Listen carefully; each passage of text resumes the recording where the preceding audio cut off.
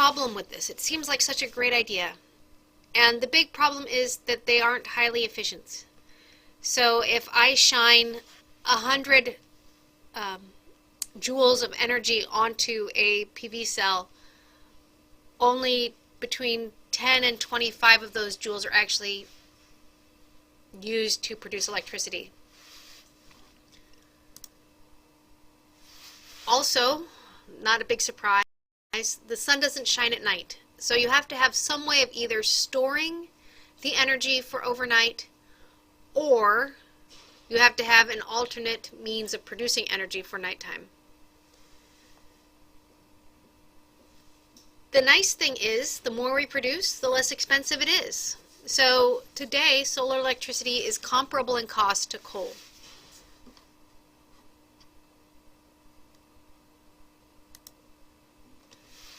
Other things you can do.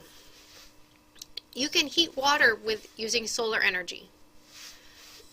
So over here in this picture, you have these panels. Those have pipes in them with water, and they are put through these tanks and circulated.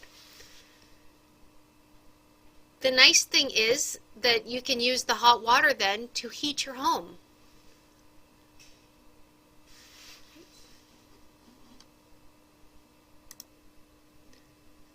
Here is another example of a solar heating system on top of a roof, a different one on top of a roof. So you can use it to heat your home. You can certainly use it to heat the water that you need for your home.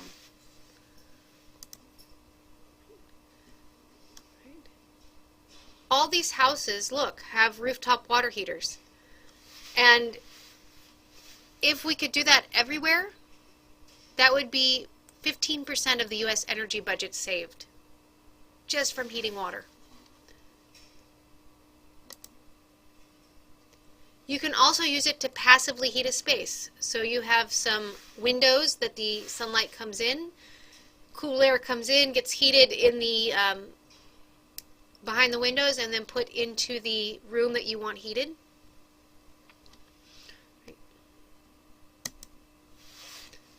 So there's a schematic. Here's an actual picture of the system. So where in the U.S. is best suited for using solar energy? Probably not a surprise that it is the Southwest, where it is nice and hot and sunny and arid. Not a surprise that up here in the Olympic Peninsula of Washington, this is not a good place because it rains a ton up there.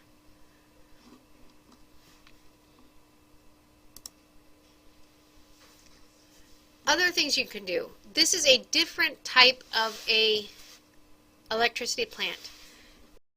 These are mirrors which focus the light up into these collectors.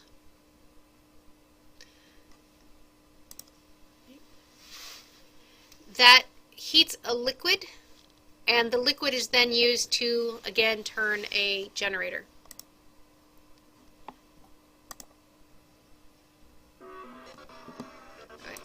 Another one that I will link in for you. Again, parabolic troughs focus the sunlight up into this point. Heats, typically it's a hot oil. The hot oil is used to heat water. The water drives a turbine. And these things are put onto tilting mounts so that they can follow the sun through the day and maximize their output. This is Solar One in Boulder City, Nevada. It can produce 75 megawatts of power and costs $266 million. That's 134 million kilowatt hours per year of energy. Some more pictures of it. Here is a different variation. This is a dish which focuses light up into this region. But again, That's used to heat a liquid, which turns a turbine and generates electricity that way. A side view of one of these collecting dishes. An entire farm. This is Sterling Energy Systems 300 megawatt commercial solar thermal power plant in California. Oop.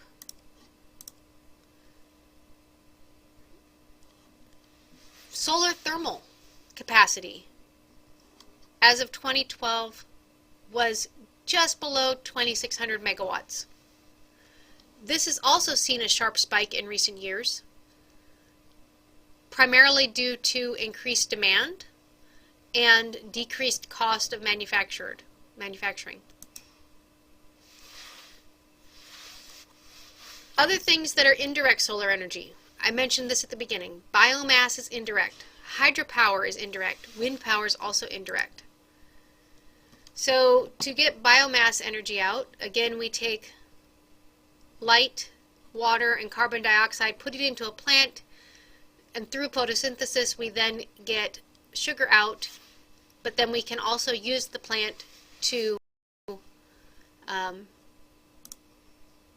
create energy.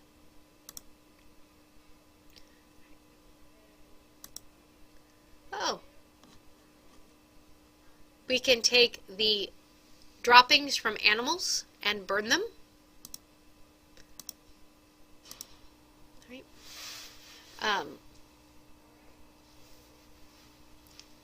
So burning wood for food, or wood for heating a space is not a surprise. Burning the waste, maybe not something you think of, but definitely can. Burning biofuel for transportation. So replace petroleum-based gas with a biofuel.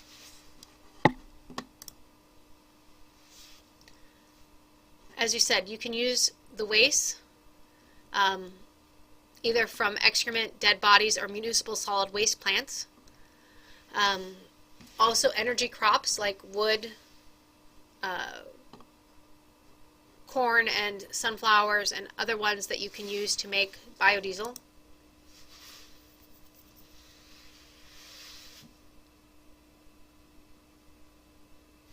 Here is a schematic of how you would take energy from waste. So you bring in the waste. In this case, it's trash. That's what municipal solid waste is.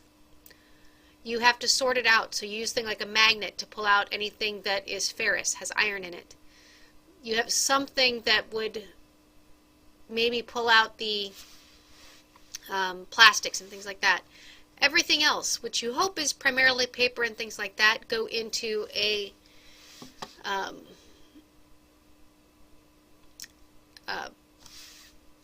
something that burns them, whatever you call it, incinerator. That's a good word, incinerator. That heats water.